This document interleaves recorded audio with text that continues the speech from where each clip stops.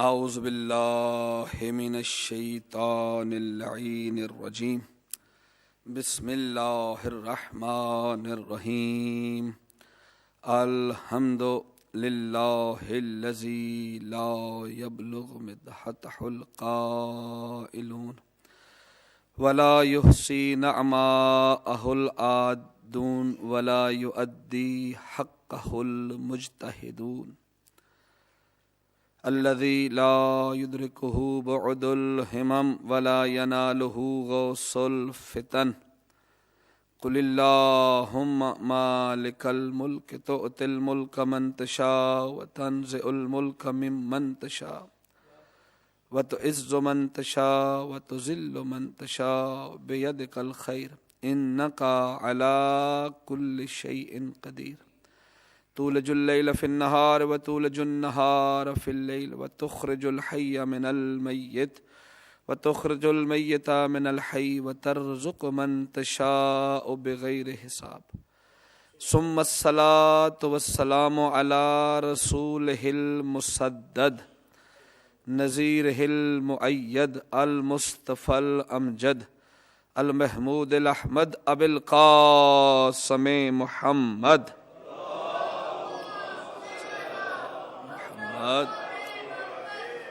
وأہل بیتہ الطیبین الطاہرین المعصومین اما بعد فقد قال اللہ تبارک و تعالی فی قرآن المحکم وخطابہ النطقن وقولہ احسن بسم اللہ الرحمن الرحیم ونفس وما سواہا فألہمہا فجورہا وتقواہا قد افلح من زکاہا وقد خاب من دساہا صلوات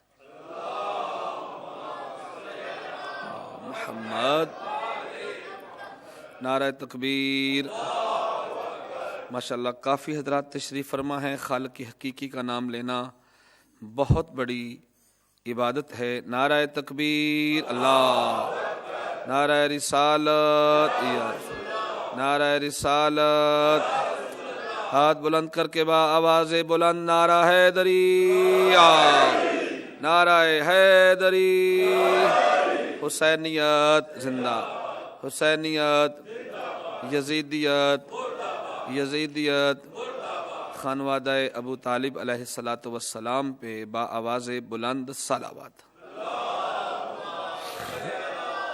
محمد مومن کرام، آج کی مجلس بارہا اعلان بھی کیا گیا، آپ بہتر طریقے سے جانتے ہیں کہ جناب سیدہ طاہرہ سکینہ بنت الحسین علیہ الصلاۃ والسلام کے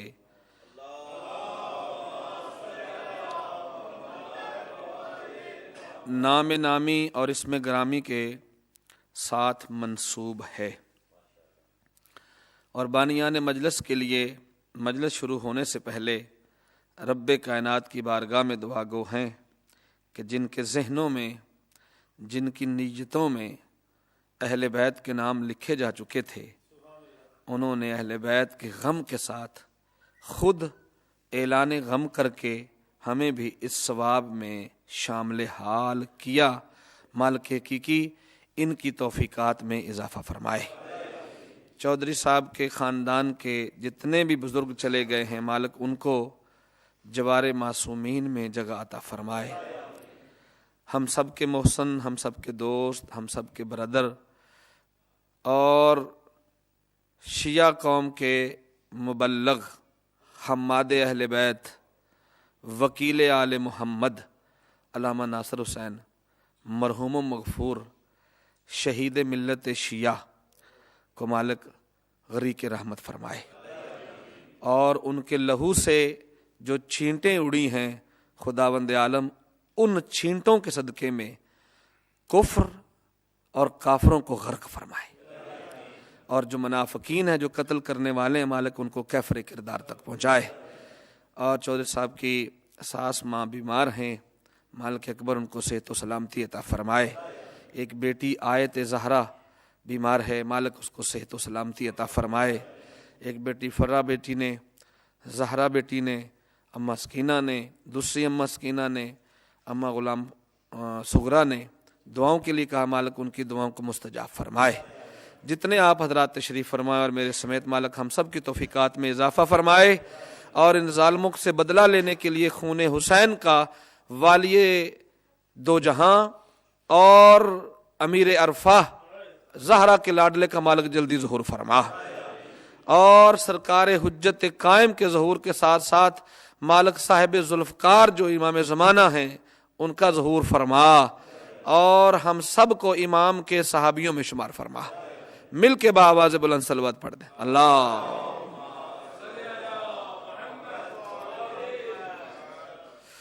آہستہ آہستہ ماشاءاللہ مجمع شروع ہو جاتا ہے، اور ماشاءاللہ کافی حضرات ہیں، تو میں پھر ایک مرتبہ خود بھی اٹھتا ہوں سرکار حجت قائم کے نام پر، اور آپ بھی تھوڑا قریب آ جائیں سرکار امام زمانہ کے نام پہ بآواز بلند صلوات صلی علی محمد وآلہ۔ بسم اللہ، قریب ہو جائے انشاءاللہ تاکہ عبادت میں ہم سب مل کے عبادت کریں۔ بآواز بلند صلوات پڑھ دیجیے، اللہم صلی علی،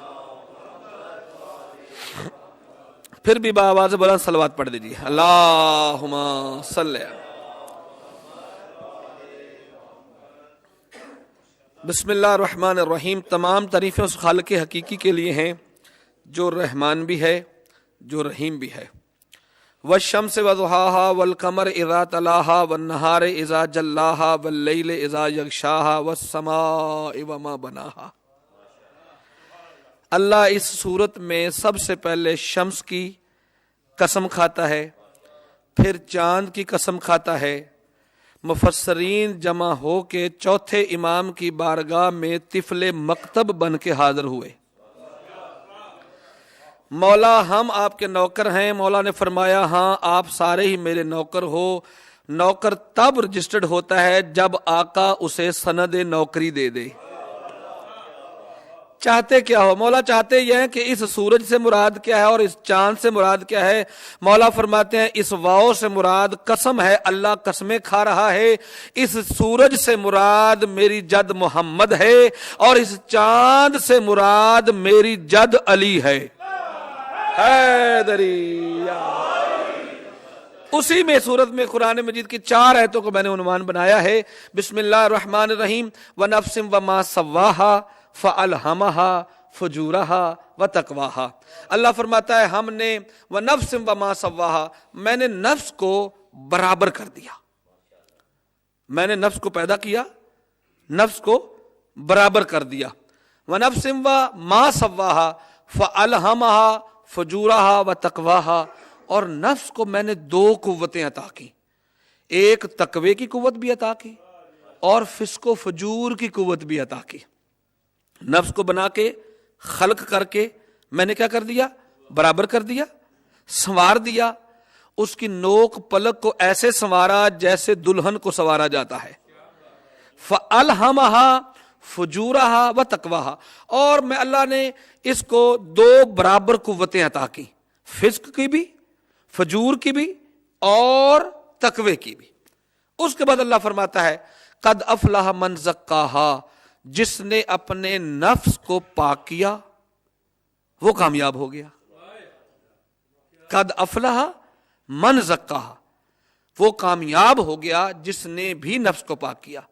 وقد خاب من دساہا، وہ خراب ہوا، پستیوں میں چلا گیا، پریشان ہو گیا جس نے اپنے نفس کو گدلا کیا، جس نے اپنے نفس کو بیکار سمجھا، نجس کر دیا، اس نے اپنا مقام پستیوں میں بنا لیا۔ اب نفس کے پاس 2 قوتیں ہیں، ایک فسق و فجور کی طاقت ہے اور ایک طاقت ہے تقوی کی۔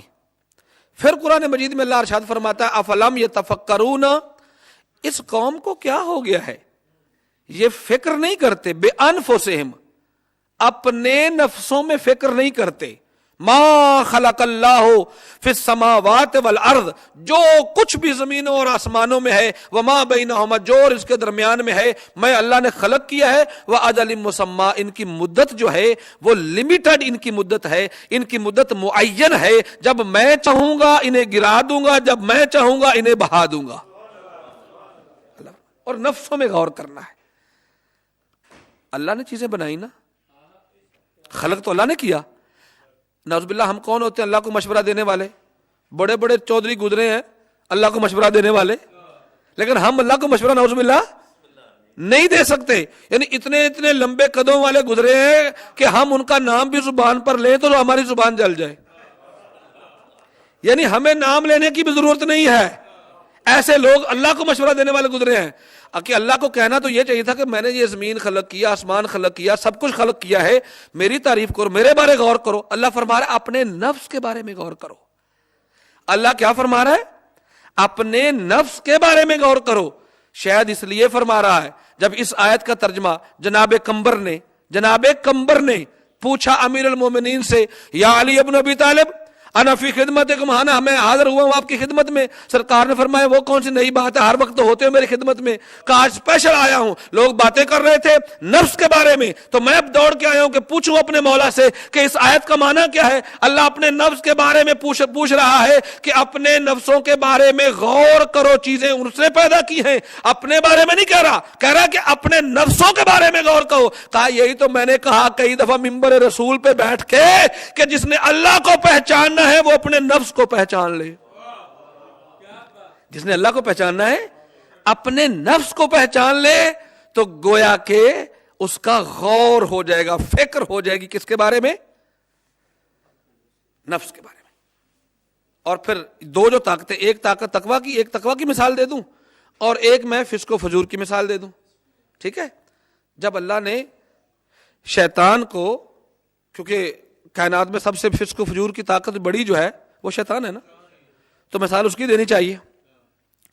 اور جس شیطان نے اللہ کی حجت کے سامنے آ کر کے اسے بخلانے کی کوشش کی، تقویٰ کی اس کی مثال دینی چاہیے، جناب آدم علیہ السلام۔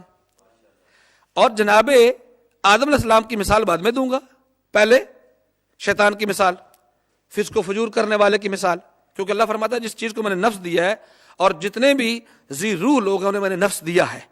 جب نفس دیا ہے تو نفس میں دو طاقتیں رکھی ہیں، ایک فسق و فجور کی رکھی ہے اور ایک تقویٰ کی رکھی ہے۔ جو فسق و فجور کی طاقت ہے، اگر تم اس کے فالوور بن جاتے ہو تو تم شیطان کا ساتھ دو گے، اور اگر تم تقویٰ والی قوت کے فالوور بن جاتے ہو تو تم رحمان کا ساتھ دو گے۔ اب فسق و فجور کے جب اللہ نے اسے پیدا کیا تو اس نے کہا سجدہ کر، اس کو سجدہ کر آدم کو۔ اس نے کہا نہیں میں سجدہ کروں گا، اس لیے کہ تو نے اس کو مٹی سے پیدا کیا ہے، وَأَنَا خَيْرٌ مِّنْهُ، میں اس سے بہتر ہوں، خیر ہوں۔ اللہ نے فرمایا کہ شیطان تجھے میں نے بنایا یا خود بنایا؟ کہتا تو نے تو مجھے بڑا اچھا بنایا تھا، شیطان میں خود بناؤں؟ توجہ، شیطان خود بناؤں۔ اللہ نے فرمایا جب شیطان تو خود بنا ہے تو مجھے یہ بتا آدم کو میں نے بنایا ہے یا کسی اور نے؟ کہا تو نے بنایا ہے۔ تو کہا جس کو میں نے بنایا نا اسے میں کہہ رہا ہوں سجدہ کرو، اور تو کہہ رہا ہے کہ جس کو اللہ نے بنایا اس سے میں خیر ہوں۔ میں خیر ہوں، جسے اللہ نے بنایا ہے وہ خیر نہیں ہے، خیر میں ہوں۔ اگلی بات اس نے کہا کہ رب فما اغویتنی، اے پروردگار تو نے مجھے گمراہ کیا ہے۔ یہ قرآن کے لفظ ہیں، عرش و ترابی کے لفظ نہیں ہیں، قرآن میں اسٹیٹمنٹ ہے، رب اغویتنی، اے پروردگار تو نے مجھے کیا کیا ہے؟ گمراہ کیا ہے، تو نے مجھے گمراہی شر ہے۔ کہتا ہے خیر مجھ سے ہے، شر اللہ سے ہے۔ پھر سنو، رب فما اغویتنی، اے اللہ تو نے مجھے گمراہ کیا ہے، تو نے مجھے گمراہی کس کی طرف سے کہہ رہا ہے؟ اللہ کی طرف سے، شر اللہ کی طرف سے کہہ رہا ہے، اور خود اپنے آپ کو خیر کہہ رہا ہے۔ ابھی بھی آپ کو شیطان کا عقیدہ سمجھ میں نہیں آیا، خیر و شر ہی، یا علی یا علی یا علی۔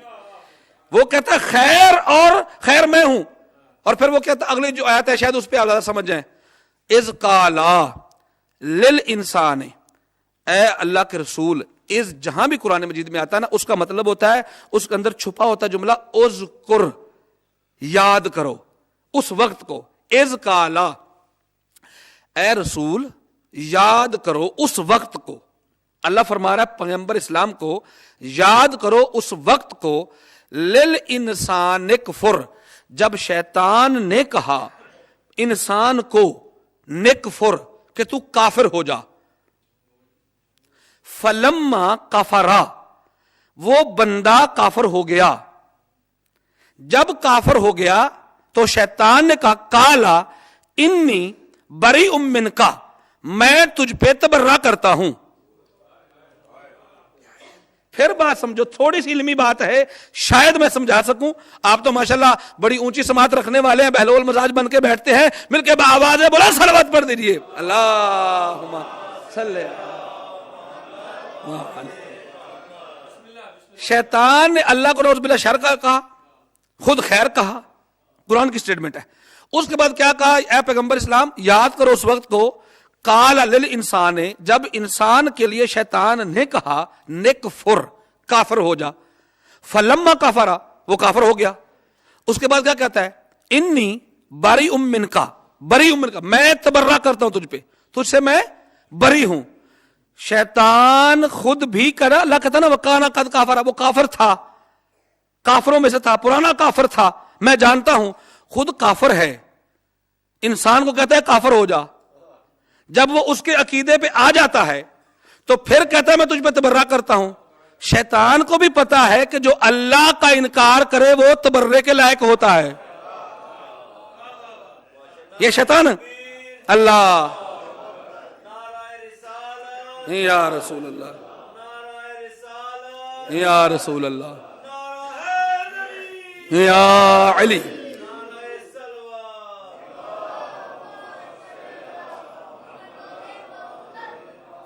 اچھا اگلی بات اسی قرآن کی آیت کا حصہ کہتا ہے انی اخاف رب العالمین، میں اللہ سے خوف کھاتا ہوں. جب اسے اپنے عقیدے پہ لے آتا ہے شیطان، جب اس انسان کو اپنے عقیدے پہ لے آتا ہے اسے کافر بنا دیتا ہے، اس پہ پھر تبرہ کرتا ہے. تبرے کے بعد پھر اسے کیا کہتا ہے کہ میں اللہ سے خوف کھاتا ہوں. اللہ اللہ کرتا ہے. اچھا اب شیطان کا عقیدہ سمجھ آ گئی، بندے کو کافر بنا دیتا ہے، پھر اس سے پیچھے ہٹ جاتا ہے، اللہ اللہ کرتا ہے. اچھا پھر اس کے بعد قبر کی ذمہ داری لیتا ہے کہ جب تو قبر میں جائے گا، کیونکہ تو میرے عقیدے پہ آ گیا، میں بھی کافر تو بھی کافر، جب تو قبر میں جائے گا تو میں تیرے ساتھ ہوں گا. کہتا نہ بھائی نہ، قبر تیری اپنی میری اپنی. میزان پہ کہتا نہ بھائی نہ، میزان تو خود حساب دے گا میں اپنا حساب دوں گا. پولیس رات پر تو اپنا حساب دے گا میں اپنا حساب دوں گا. تو اب سوچئے قرآن مجید نے، یہ ہے نفس، وہ نفس جو فسق و فجور سکھاتا ہے. جب وہ تمہیں اپنے عقیدے پہ لے آتا ہے تو تمہیں کافر بنا دیتا ہے، تبرہ بھی کرتا ہے، اللہ سے خوف بھی کھاتا ہے. نہ تمہاری موت کے وقت کی ضمانت لیتا ہے، نہ قبر کے وقت کی ضمانت لیتا ہے، نہ حشر کی ضمانت لیتا ہے، نہ میزان کی ضمانت لیتا ہے. تو پھر اسے مانو نا جب موت آئے تو وہ سامنے کھڑا ہو، قبر بھی آئے تو وہ بھی ساتھ ہو. یعنی ایسے کو پھر مانو.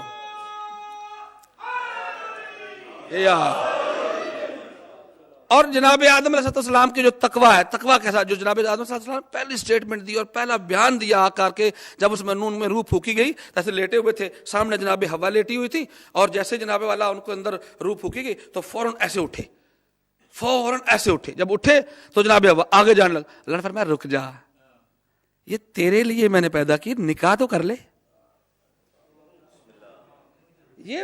یہ فوراً کہ میں یہ اللہ تعالیٰ نے ایک نعمت مجھے عطا فرمائی، کیونکہ انسان کے اندر ایک نہیں بتانا چاہتا ایسی چیزیں ممبر پر بیٹھ کر کے مائیں بہنیں بھی سن رہی ہیں، کل کو ایسے نہ کوئی فتویٰ لگ جائے. بہرکیف وہ ایک بہت عجیب سا چیپٹر ہے قرآن مجید کے اندر بھی جو جناب آدم علیہ السلام کی خلقت کے بارے میں ہے کہ کس طریقے سے پیدا کیا گیا اور کیا کیا سلسلہ آگے ہوا. اس کے بعد نکاح کے لیے کہا گیا، تو جب نکاح کہا میں نکاح پڑھنے کے لیے تیار ہوں. کہا نکاح کے لیے مستحب ہے 2 گواہوں کا ہونا، تیرے پاس گواہ ہے؟ کہا آدم نے ادھر ادھر دیکھا، کہا مجھے مجھے یاد آ گیا ہے. کہا کیا یاد آ گیا ہے؟ کہا اتنی جلدی یاد آ گیا ہے. کہا کہ میں نے میثاق عرش پر, اور یہ روایت جو ہے نا تاریخ طبری کی روایت ہے, اہل سنت والجماعت کی روایت پڑھ رہا ہوں. جب کہا کہ کیسے پروردگار مجھے ایک یاد آ گیا گواہ, نکاح تو میں پڑھوں گا, لیکن کہا کہ جو تیرا ساری کائنات میں سب سے افضل ہے نا, میں اسے گواہ لے کے آؤں گا. کہا تجھے کیسے پتا ہے؟ کہا جب میری روح پھونکی گئی تھی تو میرے سامنے عرش کا پردہ ہٹا دیا گیا تھا. جب عرش کا پردہ ہٹ گیا تھا تو عرش کے اوپر میں نے لکھا ہوا دیکھا تھا لا الہ الا اللہ محمد رسول اللہ. تو میں نے سوچا جو اللہ کے بعد جس کا نام لکھا ہوا ہے کائنات میں, اللہ کے بعد سب سے افضل وہی محمد ہوگا.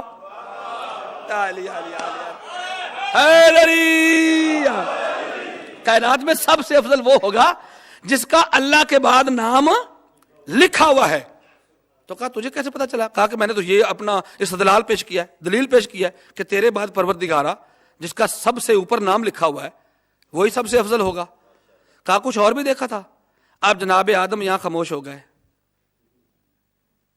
مولانا ایک اور ہیں, ان کا نام غالباً طبرانی نہیں, تاریخ طبری نے طبرانی لکھا ہے. اس نے کہا, اس نے بھی روایت بیان کیا ہے, میرے پاس موجود لکھی ہوئی ساری روایت موجود ہے, لیکن وہ پوری نہیں پڑھنی ہے, صرف ایک ٹکڑا, کہ جب حضرت آدم علیہ السلام نے وہ دیکھا نا تو ایک صحابی ہیں جو بڑے مشہور ہیں, عبداللہ ابن مسعود. ان کی روایت کو اہل سنت والجماعت کا کوئی عالم بھی ٹھکرا نہیں سکتا. کہتے سکہ صحابی ہیں, بڑے مومن تھے, بڑے متقی تھے, پیغمبر اسلام کی بارگاہ سے جو بات سنتے تھے منو ان جا کے مدینے کی گلیوں میں لوگوں کو بتاتے تھے. وہ کہتے ہیں کہ میں نے یہ روایت بیان کیا اور خود میں نے سمیت عن رسول اللہ, میں نے اپنے کانوں سے رسول کو بتاتے سنا ہے, اور جب رسول کے لب ہل رہے تھے تو میں زیارت کر رہا تھا. تو پیغمبر نے فرمایا کہ عرش کے اوپر جو جملہ لکھا ہوا ہے وہ ہے لا الہ الا اللہ محمد الرسول اللہ علی ولی اللہ. اس نے یہ کہا. تو جناب آدم علیہ السلام میرا بھی باپ ہے, سب کائنات کا باپ ہے. جو باپ نے کہا وہ مجھے ماننا چاہیے. باپ کا پہلا استدلال یہ ہے, پہلی دلیل یہ ہے, پہلی جو ہے باپ کی طرف سے بہت بڑی ایک ہمارے اوپر ایک مہربانی ہے, ہمارے اوپر کرم ہے کہ جو بھی اللہ کے بعد نام آئے وہ پوری کائنات میں اللہ کے بعد سب سے افضل ہے.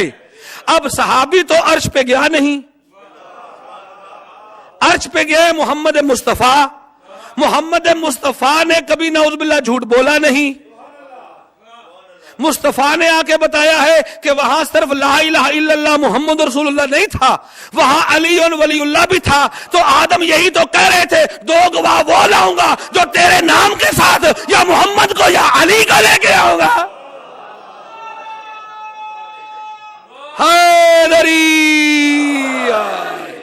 یہی تو بتانا تھا یا رسول اللہ, یا رسول اللہ, یا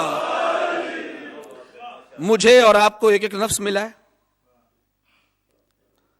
اور واحد ایک شخصیت ہے کائنات میں جس کے پاس دو نفس ہیں. ساری کائنات کے پاس انبیاء ہوں, اولیاء ہوں, اوصیاء, حتیٰ کہ پیغمبر اسلام کے پاس بھی ایک نفس. ایک ایسا انسان ہے جس کے پاس دو نفس ہیں. مباہلے میں جب جا رہے تو دن تھا نا, پیغمبر نے فرمایا یہ میرا نفس ہے, یا علی یا علی یا علی. اور شب ہجرت جب پیغمبر کے بستر پر سو رہے تھے تو رات تھی نا, اسے تو کسی نے نہیں دیکھا. وہ فرماتا ہے علی میرا نفس ہے.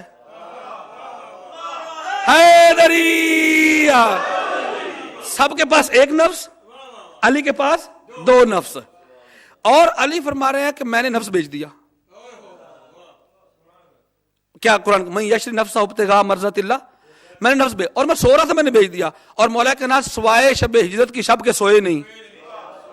میں اور آپ کبھی سوئے ہوئے کوئی چیز بیچتے ہیں یا خریدتے ہیں؟ اور قرآن کی آیت بتاتا ہوں, مل کے درود پڑھ دیں محمد علی بیت محمد پر. محمد. اچھا تھی تھک گئے ہو, میں مسائب شروع کر دیا؟ اچھا اے پچھلے بندے سوچ رہے ہیں کوئی ذرا یا علی مدد. میں بہت اچھے طریقے سے سوچ بھی رہا ہوں اور کوشش کر رہا ہوں کہ واقعی آپ کے اندر غم ہے جناب سیدہ سکینہ کی شہادت بھی, اور 13 صفر کی شب بھی, اور پھر بہت بڑا خطیب اور بی بی کی شہادت ہی پڑھ کے آ رہا تھا, شہید ہوئے, راہ خدا میں شہید ہوئے. میں کہتا ہوں بڑا خوش بخت, اس کی ماں کو سلام کرنا چاہیے. ایک ہفتہ پہلے نا ہم سارے میرے سمیت, میں ممبر پہ کہہ رہا ہوں اللہ میں معاف فرمائے گا, ادھر بیٹھے ہوئے تھے سارے غیبتیں کر رہے تھے. میں صحیح کہہ رہا ہوں, ادھر کی بات ادھر کی بات ادھر, کوئی اس کو کیا کہہ رہا تھا, کوئی کیا کہہ رہا, صحیح کہہ رہا ہوں میں. مجلس لوگ سن کے آئے, کسی کو پسند ہے کسی کو نہ پسند آئی, جیسے ہوتا ہے. لیکن معصوم نے کتنا خوبصورت ہمیں حکم دیا ہے, تم چہرے دیکھ کر فیصلہ نہ کیا کرو. کبھی کبھی ان خاموش آنکھوں میں حسین جیسا امام رہتا ہے, تمہیں پتہ ہی نہیں ہوتا. اور کب شہادت ہو رہی ہے کبھی سوچا ہم نے؟ یعنی سفر کا مہینہ, اور بندہ ایک جتنا مرضی گنہگار ہو, جتنا مرضی بیچارہ ہو, جو بھی ہو, جو جناب سکینہ کے مسائب پڑھ کے آ رہا ہوگا, اس کے انگ انگ میں, لوں میں, جسم کے ایک ایک حصے میں وہ تڑپ ہوگی. جو کچھ بھی ہو, آپ نوحہ پڑھتے ہو, نوحہ پڑھ کے مجلس سنتے ہو, ماتم کرتے ہو, کم از کم 2-3 گھنٹے تک وہ مجلس کا جو سرور اور کیف ہے نا وہ نہیں اترتا.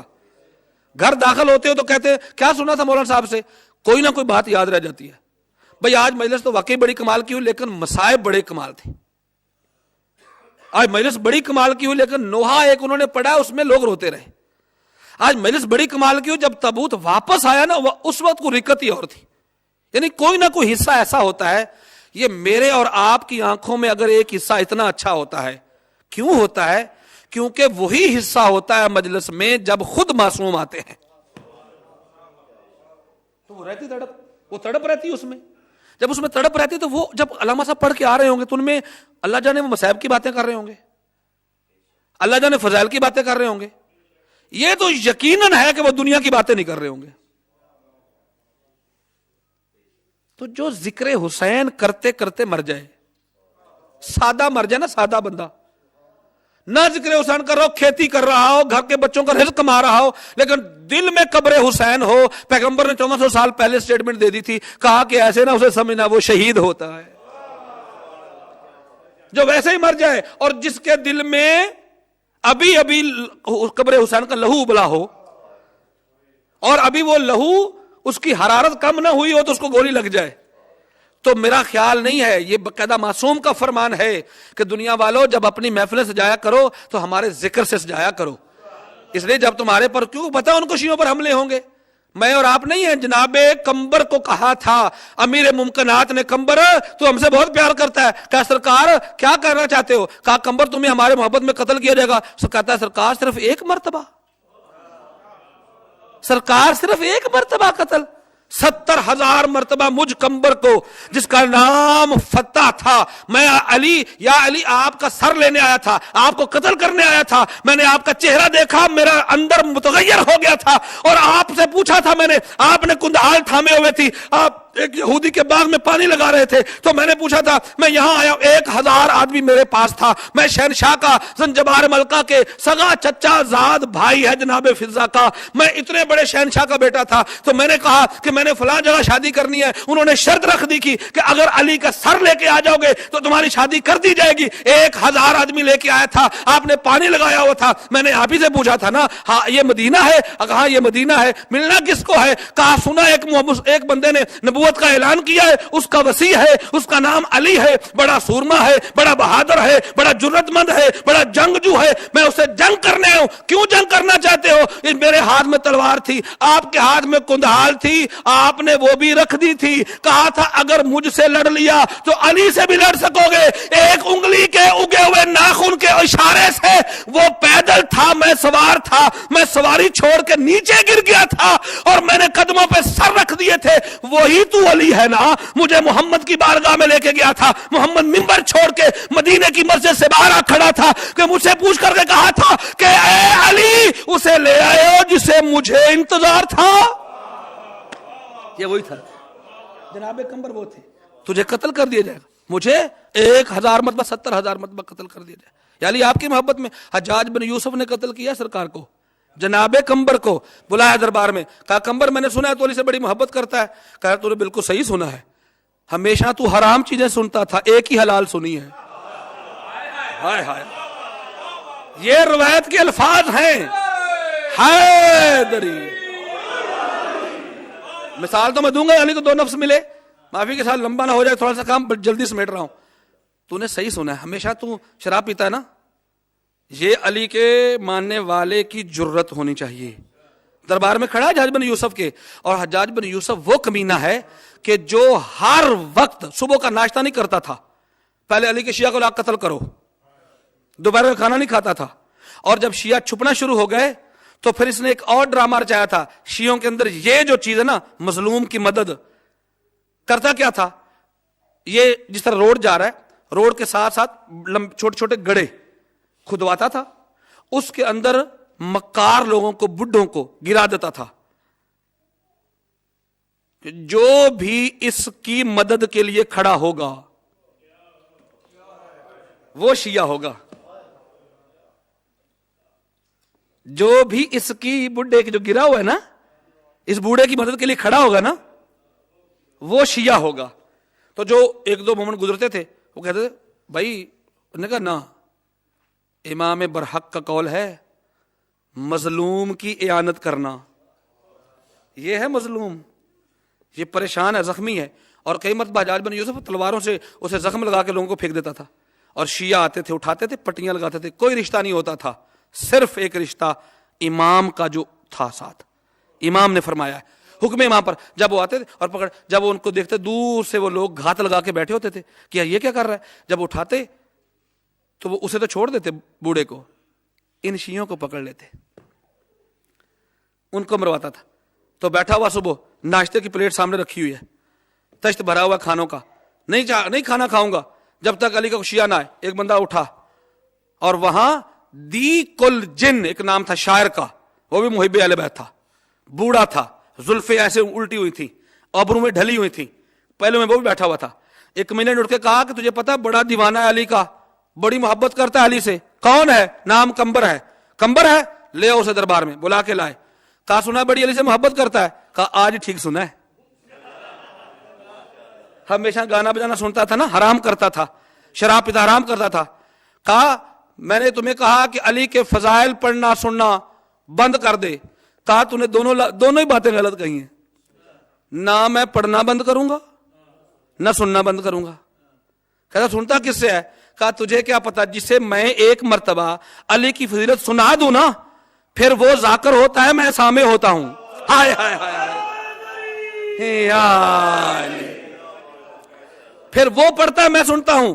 کہتا کیا علی کے فضائل؟ کہتا تجھے پتہ ہی نہیں ہے، میں نے کہا تمہیں قتل کر دوں گا، کہا تو کیا قتل کرے گا، تو کیا قتل کرے گا، میرا علی مجھے پہلے بتا کے گیا ہے کہ میں تیرے جیسے کمینے کے ہاتھوں میں قتل ہوں گا، یہی میرے علی کی فضیلت ہے، میں تو انتظار کر رہا تھا ورنہ میں اس شہر کو چھوڑ دیتا۔ یہ جناب قمبر ہے۔ اچھا پکڑ کے لاؤ اس کو، کہا پکڑنے کی ضرورت نہیں، جہاں کہتا ہے وہاں کھڑا ہو کے پڑھتا ہوں،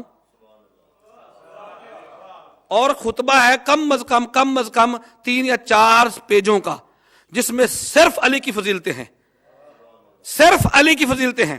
اس میں کہا تجھے پتہ نہیں ہے، بسم اللہ الرحمن الرحیم، الحمدللہ رب العالمین والصلاۃ والسلام علی محمد نبی الاخیار، یہ پڑھتے پڑھتے کیا تجھے پتہ ہے میرا امام جو علی ہے وہ میرا امام زمین و آسمان کا لنگر ہے، میرا امام جو علی ہے وہ زمین جنت اور دوزخ کو تقسیم کرنے والا ہے، میرے علی کی محبت ایمان ہے، بغض اس کا کفر ہے، نفاق ہے، جہنم ہے، جس میں تو جل رہا ہے ایمان میں میں پل رہا ہوں۔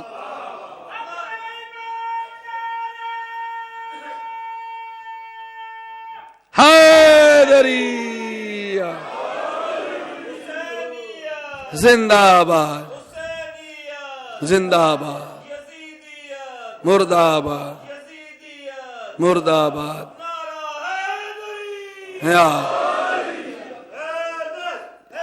حیدر حیدر حیدر حیدر حیدر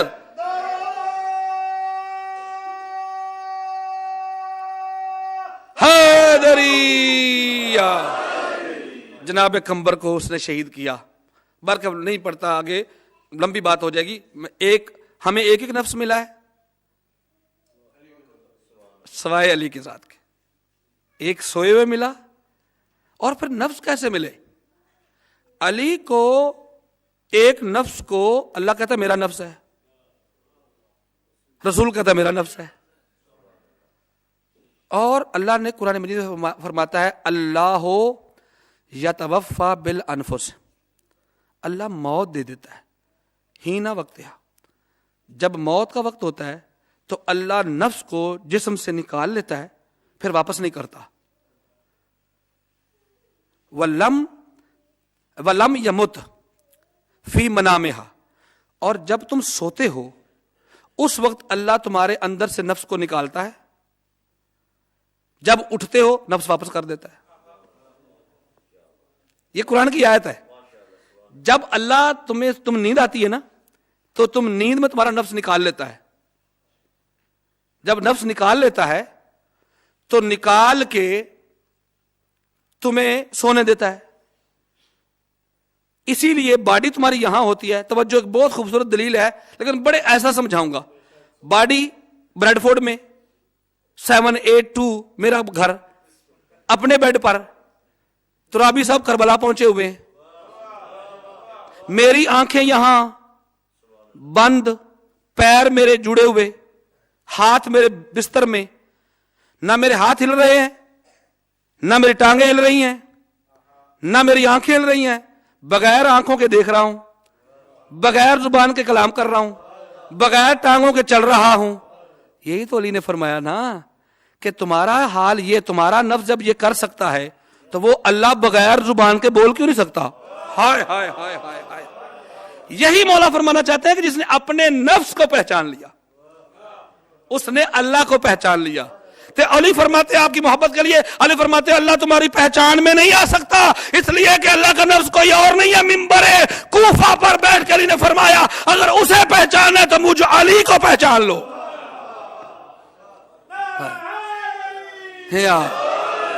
پھر ایک قرآن کی آیت, علی نے نفس کو بھیج دیا نا. ہم لوگ جو کیا کرتے ہیں, ہم تو بیچارے سوئے ہوئے بے ہوش ہوتے ہیں, تو جو نیند میں بے ہوش ہو جائے وہ ہوتا ہے انسان, اور جو نیند میں اپنا نفس بیچ دے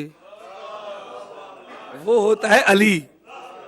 پھر قرآن کی آیت پڑھو, افلم ما کان لأہل المدینہ تھے. سورہ توبہ کی 120 نمبر آیت یہ ہے, قرآن لے کے آئے ساتھ, کہ مدینے والوں توانو کی ہو گیا ہے.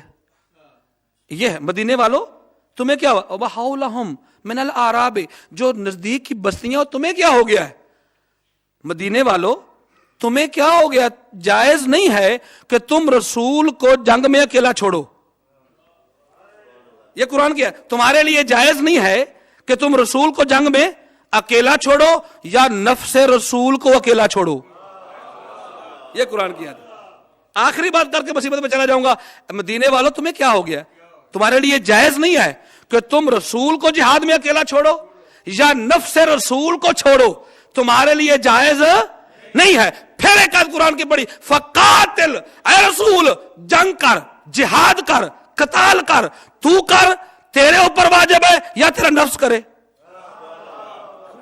اور پھر امیر ممکنات نے جملہ پیش کیا نہج البلاغہ میں, آج امنا سے لوگوں کا بڑا متعجب میں ہوتا ہوں کہ جب جنگ ہوتی تھی لوگ پیغمبر اسلام اپنے صحابہ کو بٹھا لیتے تھے اور مجھ علی کو اپنے نفس کو آگے دھکیل دیتے تھے. کہا کیسے سرکار ممکن ہو سکتا ہے, کیونکہ پیغمبر اسلام نے ایک جنگ میں کسی سے پوچھا کہ ایک بندہ کھڑا ہو گیا, سرکار آپ کو سب سے زیادہ صحابیوں میں کون پسند ہے, سب سے زیادہ صحابیوں میں کون پسند ہے. سرکار نے فرمایا سلمان پسند ہے. پھر کھڑا ہو گیا, سرکار میں نے صحابیوں سے پوچھا, سرکار نے فرمایا مقداد پسند ہے. پھر کھڑا ہو گیا, سرکار آپ آپ کو صحابیوں سے بہت زیادہ پسند کون ہے؟ سرکار نے فرمایا ابو ذر پسند ہے. پھر ایک دوسرے کو کون ہی مار کے کہتا ہے میں صحابیوں کا پوچھ رہا ہوں کہ وہ کہتا ہے مجھے پتا ہے تیرے پیٹ میں جو رسول ہے نا, سیدھی بات کرنا کہ علی کا نام کیوں نہیں رسول رہ رہے؟ تو رسول نے فرمایا انتسالونی, اس بندے کو کیا ہو گیا ہے, یہ صحابی کے بارے میں پوچھ رہا ہے. علی میرا صحابی نہیں, میرا نفس ہے.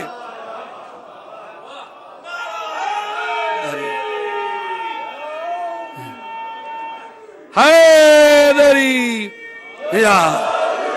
علی میرا نفس ہے. اور میرا نفس جو اللہ اس کو کہہ رہا کہ کیا ہو گیا مدینے والوں کو, نفس کو ہاں جائز نہیں ہے کہ نبی کو چھوڑے یا نفس کو چھوڑے. اے نبی تو قتال کر یا تیرا نفس کرے. علی سے پوچھا یا علی کیا بات ہے؟ علی نے خطبہ دے دیا. سرکار فرماتے ہیں کہ پیغمبر اسلام جنگ میں صحابیوں کو بٹھا لیتے تھے اور مجھے دھکیل دیتے تھے, جاؤ جنگ کرو. کہا کیوں اس طرح کرتے تھے؟ توجہ, آخری بات کر کے یہی مصیبت پہ لے کے جائے گی بات, اور یہ بات فضیلت کی ہے. کہا کیا بات ہے, کیوں ایسے کرتے تھے پیغمبر اسلام؟ آپ کو جنگ میں جب نیزوں پہ نیزے ٹکرا رہے ہوتے, تلواروں پہ تلواریں لگ رہی ہوتی تھی, تو یا علی کبھی آپ کو خوف نہیں آیا؟ کہا کہے محمد, آئے ہائے ہائے, اور لڑے علی. خوف کس بات کا؟ پھر کیوں آپ کو جنگ میں پیغمبر اسلام دھکیل دیتے تھے؟ کہا اس لیے کہ اگر صحابیوں کو دھکیل دیتے وہ تو خاموش رہتے, لیکن ان کی اولادیں کہتی کہ اسلام بچایا ہمارے بابا نے, اسلام پر ہمارے بابا کا احسان ہے. پیغمبر نہیں چاہتے تھے کہ یہ کوئی کہے کہ ہمارا احسان ہے, جو بھی بولے وہ کہے علی کا احسان ہے.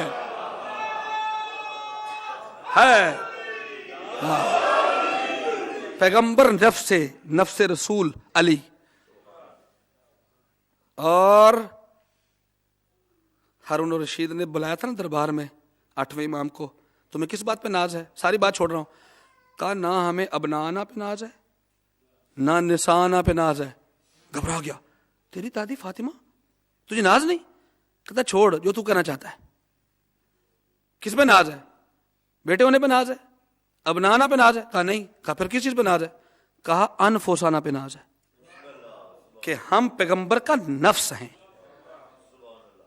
علی نفس, حسن نفس, حسین نفس پیغمبر, 8واں امام نفس پیغمبر.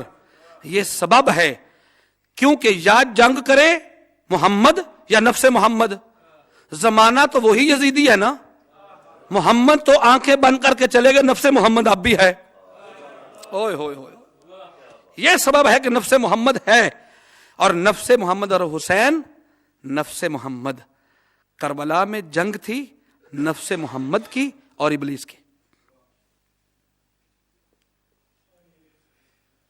معافی چاہتا ہوں بات سمجھانے کے لیے تھوڑی سی دیر ہو گئی, لیکن کربلا میں جنگ تھی نفس محمد کی اور ابلیس کی. ایک طرف پوری ابلیسیت ہے, یزید نہ کہا کرو, یہ پورے ابلیس کے پوترے دوترے پڑپوتڑے وہ ہیں. یہ لوگ وہ ہیں جن کے اندر پوری ابلیسیت ہے, سر سے لے کے پاؤں تک. خدا کی قسم انہوں نے اہل بیت کا صرف مردوں کو قتل نہیں کیا. جنگ مردوں کی تو مردوں سے ہوتی ہے نا, اہل بیت کی بیٹیوں کو بھی قتل کیا ہے. آج جس کے جنازے پہ آئے بیٹھے ہو نا, شہزادی اپنی موت نہیں گئی, نہ 4 سال کی بطول اپنی موت گئی, اور نہ ہی 18 سال کی بطول اپنی موت گئی.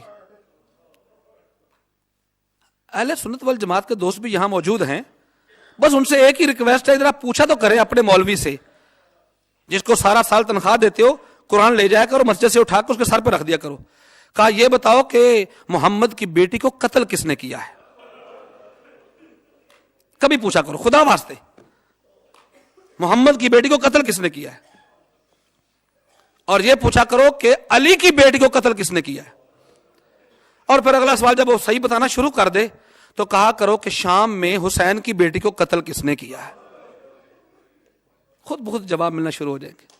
جب سر پہ قرآن ہوگا نا تو جواب ملنا شروع ہو جائیں گے. اور سیدہ سکینہ کے تو مصائب کی حد ہے, جس کی زندگی کے دن تھوڑے ہوں اور مصیبتیں زیادہ ہوں. انتہائی غربت کی حالت میں. تو پردیسی مر جائے نا، ظالم سے ظالم شخص بادشاہ بھی کیا کرتا ہے؟ پردیسی کے لیے سب سے پہلے کسی چارپائی کا انتظام کرتا ہے، اس کے اوپر لاش کو لٹاتا ہے. لاش کو لٹا کے اگر صاحب حیثیت ہو تو اپنی جیب سے، اور اگر صاحب حیثیت نہ ہو مسلمانوں میں اعلان کرتا ہے، چندہ اکٹھا کر کے اسے کفن پہناتا ہے. اللہ جانے یہ کیسے مسلمان تھے؟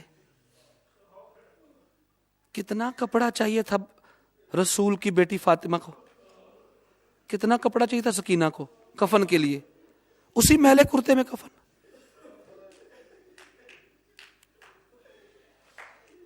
اور میں نے خود روایت پڑھی ہے کہ ہاتھوں کو رسیوں سے باندھا ہوا تھا.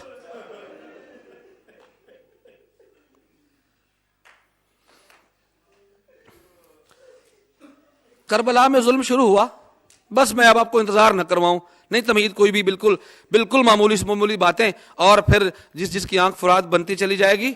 کیونکہ جناب سیدہ سکینہ کے مصائب کے ساتھ دو شخصیتوں کے مصائب کا بڑا گہرا تعلق ہے. جناب سکینہ کی مصیبت ہر موڑ پر دو شخصیتوں کو جناب سکینہ نے بہت یاد کیا ہے. ایک کا نام عباس ہے، اجرکم اللہ، پہلا جملہ ہے مصائب کا، جس کا نام ہے نا سکائے سکینہ. اور پرانے بزرگ جو سفید داڑیوں والے تھے نا، جنہوں نے کسی کتابوں میں نہیں، عقیدے کی کتابوں تھے، سینہ بسینہ جن کے پاس اللہ نے ہدایت دی تھی، وہ کہا کرتے تھے سکینہ کا معاشقی عباس.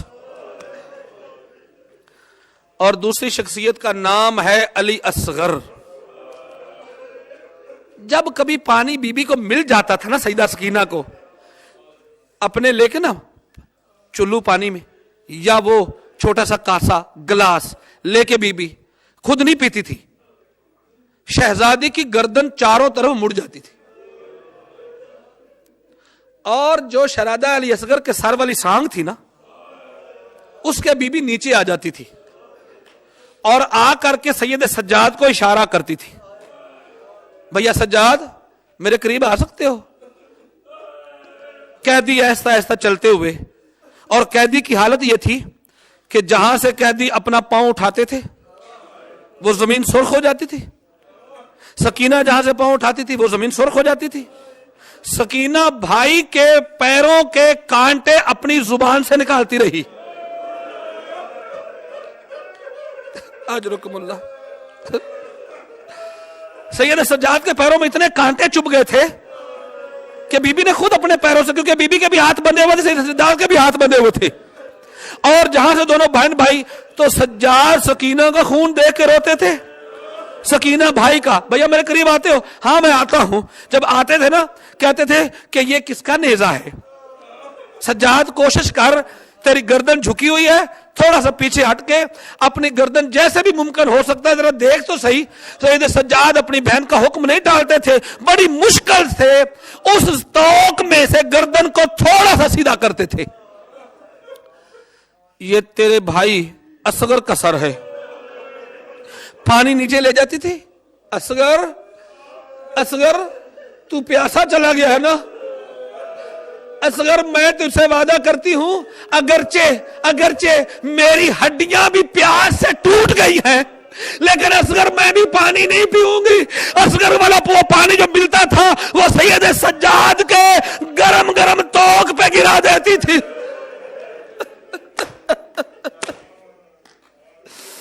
بہت پیار تھا بھائی سے.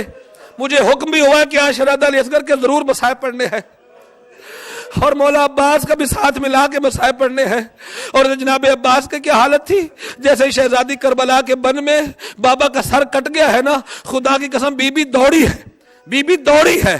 کہاں دوڑی تھی؟ اس مقام پر آئی جہاں گوشت کی ایک ڈھیری تھی، لاش نہیں تھی. یہ سوال کیا گیا علامہ ناصر الملت سے، अब्बास मौला की कब्र छोटी की, वहां बीबी आई। जब मौला अब्बास को शहीद किया गया ना, 100, 150 या 300 नेज़ा सवार आए, चारों तरफ खड़े हुए। मौला जैसे ही करीब आए ना, दो मजलूमों की लाशों पर आते हुए हुसैन गिरे हैं, अली अकबर की लाश पर आते हुए और मौला अब्बास की लाश पर आते हुए। गुर्बत का होका दिया था ना, कद कसरत ज़ाहरी, मेरी कमर टूट गई। अब्बास मेरी आंखों का नूर नजर नहीं आ रहा, अब्बास मुझे बताओ कहां हो। तो मौला हुसैन के आने से पहले एक जालिम ने निदा दी बुलंद, कहा सुना है कि हुसैन बड़ा साबर है, ये हुसैन का जर्नैल मारा गया है। रोने वालों चारों तरफ नेजा बरदार खड़े हो गए, अब्बास के जिस्म में नेज़े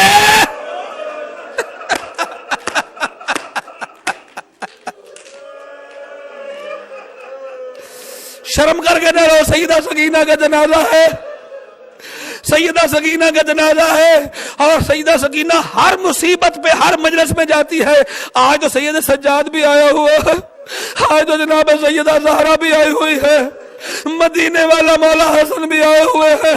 रोने वाला जब सईदा सकीना के मसाइब सुन के रोता है ना, उस वक्त मजलूम हुसैन जख्मी हाथों से अर्श का पाया पकड़ के कहते हैं, ऐ मेरा भाई हसन, मैं अपनी माँ की टूटी हुई पसलियों का वास्ता देता हूँ, इसने नहीं देखा मेरी सकीना कैद में मर कैसे गई। अजरकुमुल्लाह। 1400 साल बाद सुन के रो रहा है। सईदा सकीना दौड़ी बाबा की, रोने वालों कभी सर मांगती है, वो देता नहीं, जालिम तमाचे मारता है। सईदा फिर आ जाती है, फिर तमाचे मारता है। लेकर एक अजीब मंजर आ गया, सईदा सकीना ने रुख किया मौला अब्बास की और ये कहती चली जा रही है, या अम्मू अब्बास, या अम्मू अब्बास, या अम्मू अब्बास, मैं वादा करती हूँ अब मैं कभी प्यास का नाम नहीं लूंगी। चचा एक मर्तबा तो आ जाओ, चचा एक मर्तबा तो आ जाओ। रोने वालों ने बीबी का इस्तिगासा करना था कि हुसैन मजलूम की लाश ने तड़पना शुरू किया, इधर आका की लाश ने तड़पना शुरू किया, इधर मौला अब्बास की लाश के टुकड़े 9-9 फुट ऊंचे होके कहते थे, सकीना काश के ज़ैनब और हुसैन मुझे एक मर्तबा इजाजत दे देते।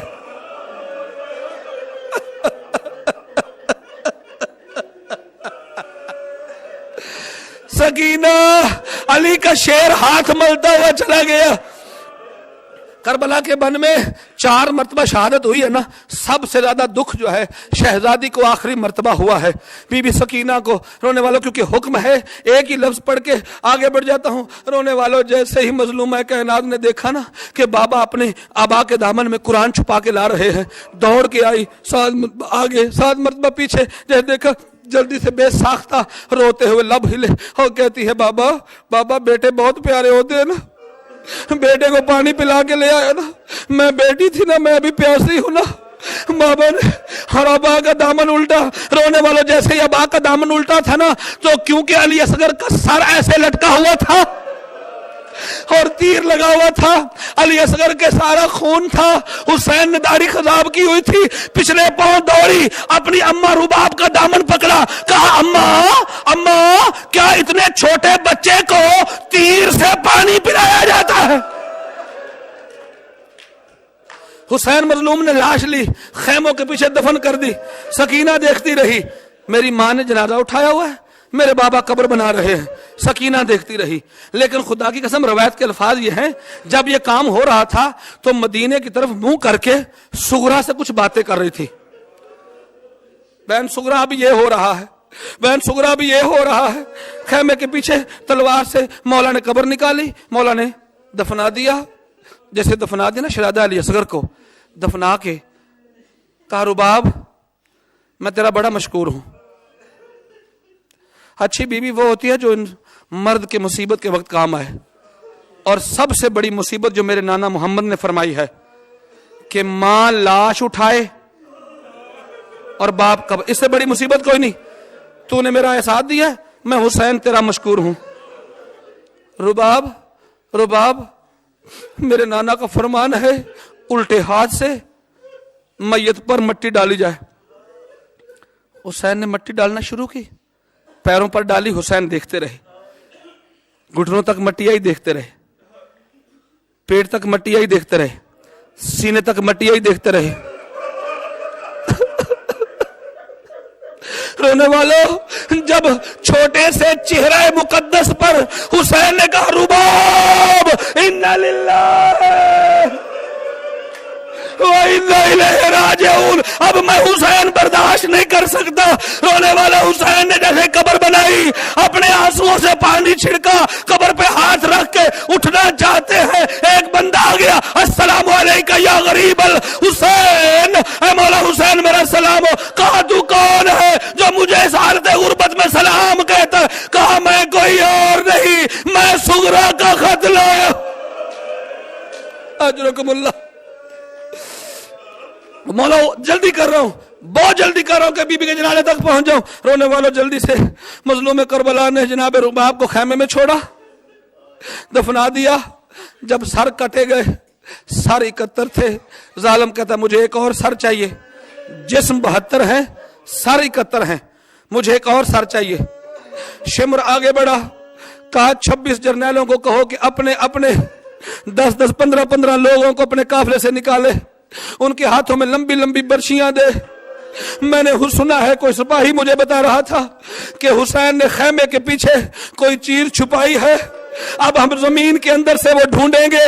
جیسے ہی وہ نکلے، جناب رباب ٹیلے پہ جناب زینب کا سہارا لے کے کھڑی ہوئی تھی۔ رونے والوں بی بی جناب سکینہ نے ماں کا دامن پکڑا ہوا ہے، کہتی ہے اماں اب یہ کیا کرنے جا رہے ہیں؟ رونے والوں بی بی رو کے کہتی ہے اکبر نے برچھی کھائی ہے نا، اکبر نے برچھی کھائی ہے نا، اب اصغر کی باری ہے۔ برچھیوں والوں نے زمین کو کھودنا شروع کیا، جیسے ہی کھودنا شروع کیا، ایک برچھی کے اوپر حسین کا قرآن، بابا میرا سلام، اماں اب تو دودھ کا حق بخشو گی نا۔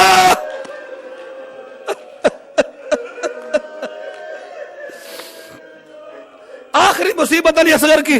رونے والوں شہزادی سکینہ فرماتی ہے مجھے سب سے زیادہ دکھ جو ہوا، میں اس وقت بھی ماں کا دامن چھڑا کے دوڑنا چاہتی تھی، لیکن آپ سوچ رہے ہوں گے کہ شاید رسول کے بیٹے کا بیٹا ہے، اس کمینے نے آ کے پسرے سعد عمر سعد خدا لعنت کرے اس کے سامنے آ کے، کیونکہ ریت نرم تھی اگرچہ گرم تھی، آگے سکون سے رکھا ہوگا۔ اب سیدزادہ مجھے معاف کر دینا جن کی گودیوں میں چھوٹی چھوٹی اولاد ہے۔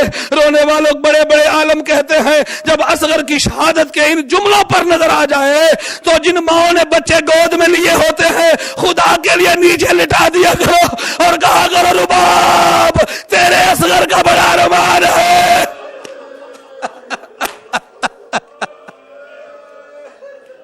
اس کمینے نے آ کے پسرے سعد کے سامنے ایک پتھر پڑا ہوا تھا، اس کے اوپر لاش کو پھینکا، جیسے لاش کو پھینکا تھوڑی سی گرد اڑی، آگے کمینہ بڑا جس نے نجس گھٹنا علی اصغر کے سینے پہ رکھا، زلفوں میں ہاتھ ڈالا، تلوار نکالی۔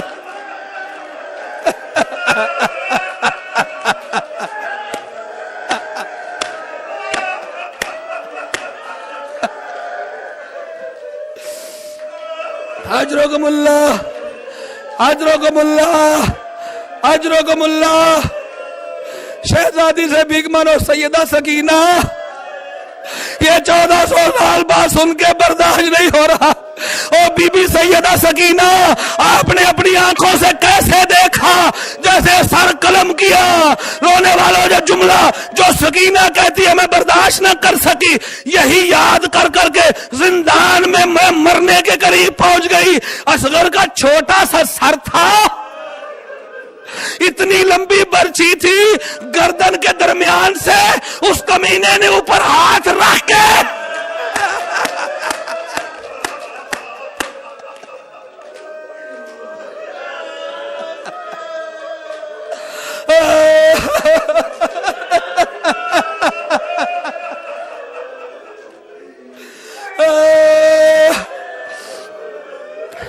یہی بار بار خواب آتے تھے، کبھی بابا کا سر، کبھی اصغر کا سر، کبھی بابا کا سر، کبھی اصغر کا سر۔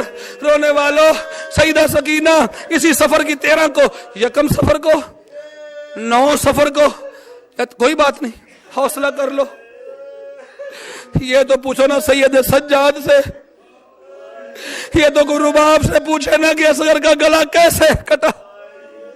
رونے والوں یہی رات تھی، زندان میں سیدہ سوئی ہوئی تھی، رونا شروع کر دیا۔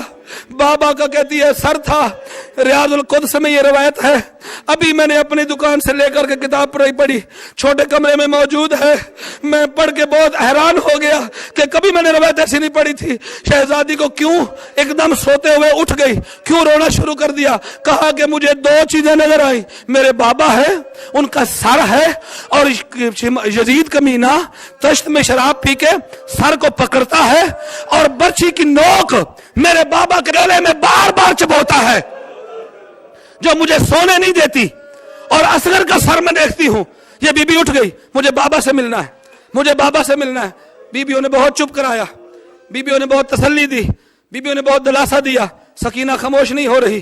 شمر اپنے محل میں سویا ہوا تھا، اس کے محل میں حسین کا سر اس کے پلنگ بیڈ کے ساتھ رکھا ہوا تھا، تشت کے اوپر، یہ ریاض القدس میں یہ روایت ہے، رکھا ہوا تھا۔ اٹھا شور سن کے، کتنا شور ہوگا سیدہ سکینہ کا، اپنے غلام کو بلایا، طاہر ابن عبداللہ کو بلایا، ترکی غلام تھا، کہا شور کیسا ہے؟ کہا زندان میں حسین کی 4 سالہ بیٹی ہے جو سو نہیں سکتی۔ کہا کیا مانگتی ہے؟ یہ ابھی باتیں کر رہا تھا، پتہ کر کے وہ باہر نکلا، رونے والوں حسین کے سر کے اوپر جو کپڑا رکھا ہوا تھا وہ سرک گیا، حسین کے سر نے پرواز کرنا شروع کیا۔ حسین مظلوم کا سر کہتا ہے یزید یہ تو بتا میں نے تیرا قصور کیا کیا تھا، یہ تو بتا تو نے میری بہن زینب کی چادر نیلے سے کیوں چھنوائی تھی، یہ تو بتا تو نے رباب کو رسیاں کو پہنائی تھی۔ ابا مولا یہ کہتے جا رہے، وہ ڈرتا جا رہا ہے، ڈر کے کانپ رہا تھا۔ آخری جملہ امام نے کہا، یزید کا مینہ بے ہوش ہو گیا۔ طاہر کہتا ہے میں پہنچ گیا، ایک جملہ میں نے بھی سنا، کہتا مجھے یہ تو بتا کہ میری سکینہ کا قصور کیا ہے۔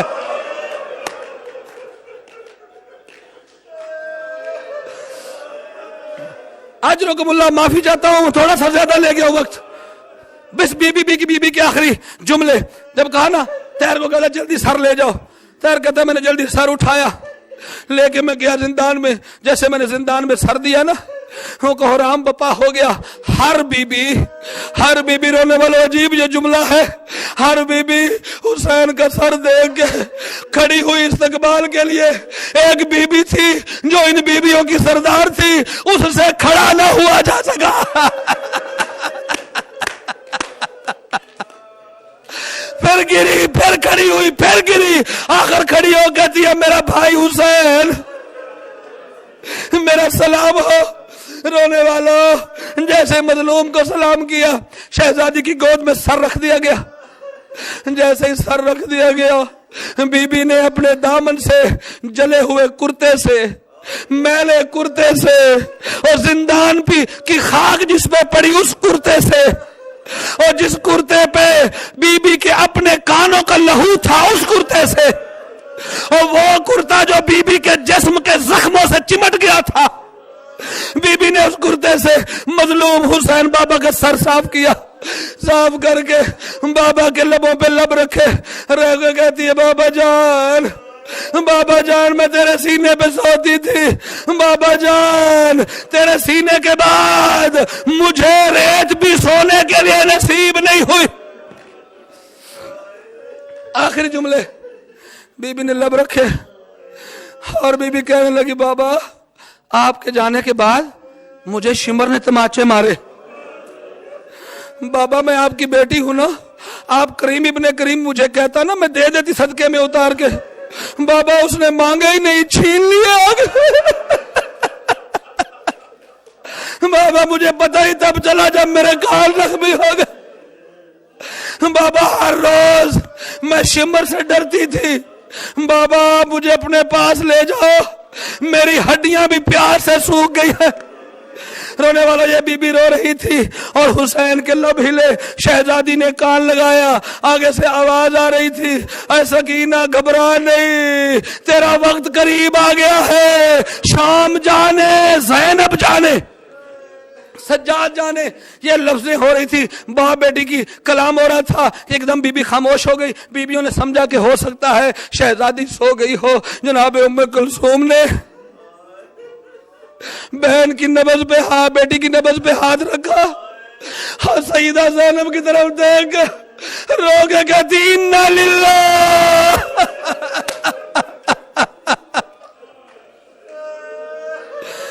وَإِنَّ إِلَيْهِ رَاجِعُونَ۔ شہزادی کو دادی زہرا کی طرح اسی کرتے میں غسل دیا گیا۔ آخری جملے تک کہ جنازہ تیار ہے بیبیوں میں، معافی چاہتا ہوں وقت زیادہ ہو گیا۔ یہ دو جملے اس مرحوم کے لیے کہہ رہا ہوں جو شہزادی کی شہادت پڑھ کے آتے ہوئے قتل ہو گیا۔ ہمارا شیوا قتل ہونا ہے۔ اے ناصر عباس تو قتل ہو گیا، لیکن قتل مرد ہو جاتے ہیں، لیکن تیرے ساتھ نہ پھپھیاں ہیں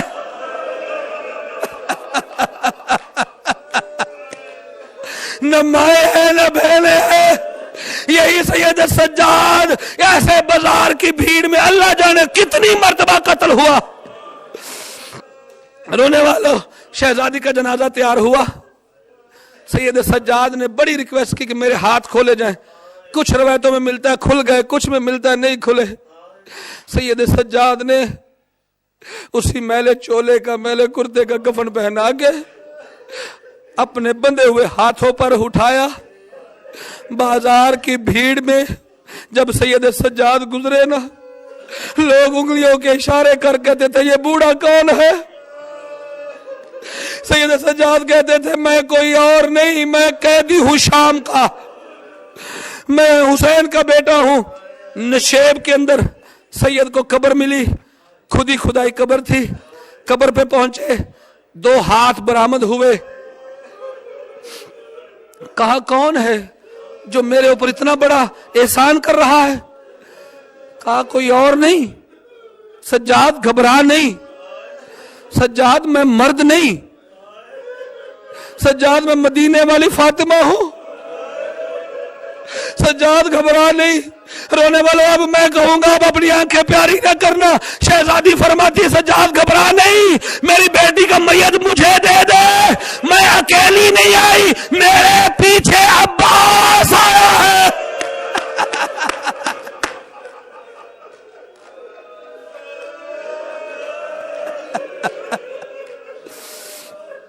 دفنا دیا گیا۔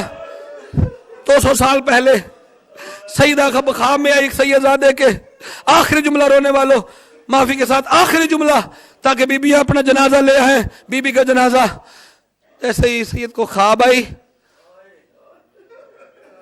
میں سکینہ ہوں،